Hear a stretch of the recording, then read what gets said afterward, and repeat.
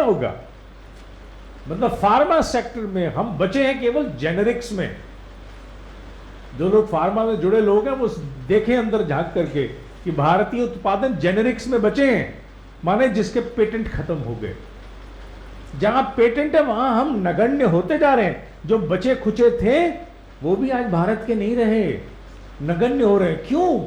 Initiation से डर लगता है, डर लगता है, इनिशिएशन से डर लगता है।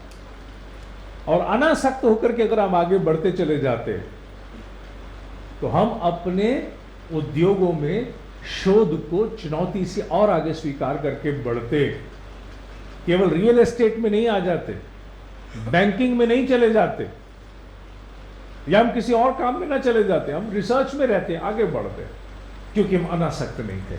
हम विवेक तो था हमारे पास, बहुत था, हम एक्शन ओरिएंटेड भी थे, काम करने में जुझारू थे, जूझना भी जानते थे, लेकिन अनासक्त नहीं थे, संन्यास भाव नहीं था, जिसके कारण हमने लॉस को अलग माना, पीछे हट गए, फेलियर्स को अलग माना, पीछे हट गए, परफेक्शनिज्म को अलग माना, पीछे हट गए।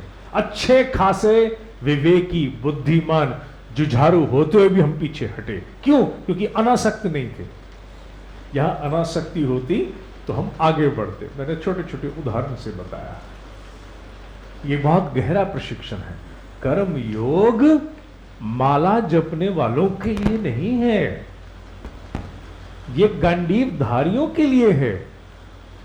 भगवान श्री कृष्ण की वाणी सन्यासियों को नहीं सुनाई गई महाराज, विरक्तों को नहीं सुनाई गई, उसको सुनाई गई है जो वॉरियर है।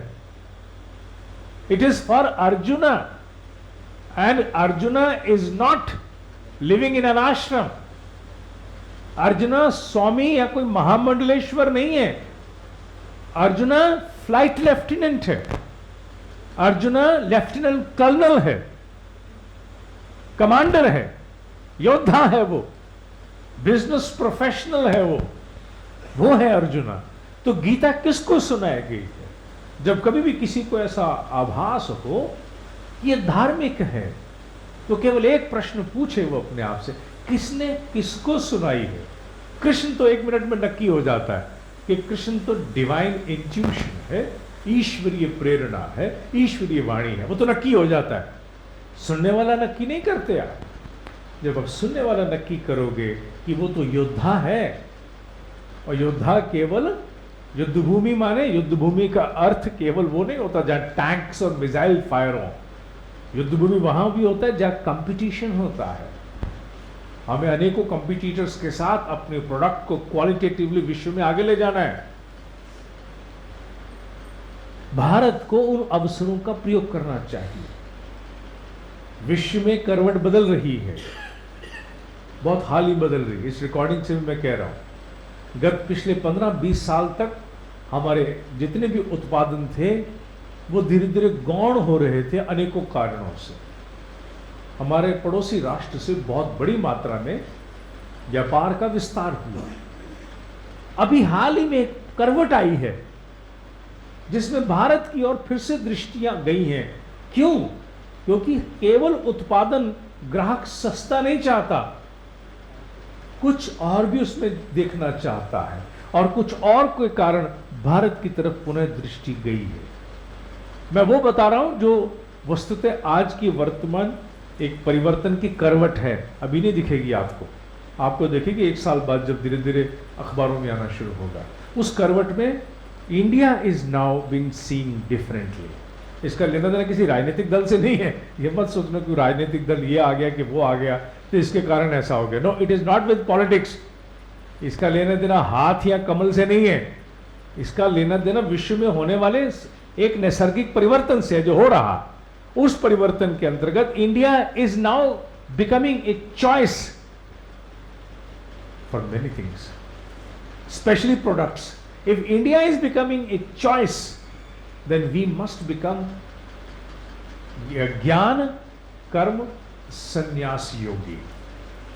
अनासक्त होकर के हम एक्सीलेंस की तरफ आगे बढ़ें, लॉस की परिभाषा बदलें, फेलियर की परिभाषा बदलें, परफेक्शनिज्म के प्रति अपनी दृष्टि बदलें तो बहुत बड़े विराट स्तर पर हम आगे बढ़ना आरंभ करेंगे। आज के इस परिचयात्मक 40-45 मिनट के कार्यक्रम में मुझे केवल इतना ही कहना था, श्लोक दर श्लोक श्रीमद् भगवद गीता के ज्ञान कर्म संन्यास योग का पठन पाठन अगली बार से हम लोग आरंभ करेंगे। और एक एक श्लोक, it is science, it is science, it is science. और जब से गीता पढ़ानी है, दोबारा से निर्णय हुआ है, तब से मेरे अंदर बहुत सा आनंद का उत्स पुनः शुरू हो गया है। आशा है ये आनंद हमारे अध्ययन में भी आएगा और हम निश्चित रूप से दिमाग के स्तर पर बहुत अधिक इवॉल्व होकर के आगे बढ़ेंगे। मुझे केवल इतना ही कहना है। उन ऋषियों को मैं पुनः प्रणाम करता हूँ जिनकी कृपा, जिनकी प्रेरणा, जिनके ज्ञान, जिनके दिए हुए अवसर से ये हीन तुच्छ व्यक्ति को भी ये एक सौभाग्य प्राप्त हुआ कि वो गीता पढ़ सके, समझ सके और पढ़ा सके। उनको बहुत बहुत धन्यवाद। ओम शांति।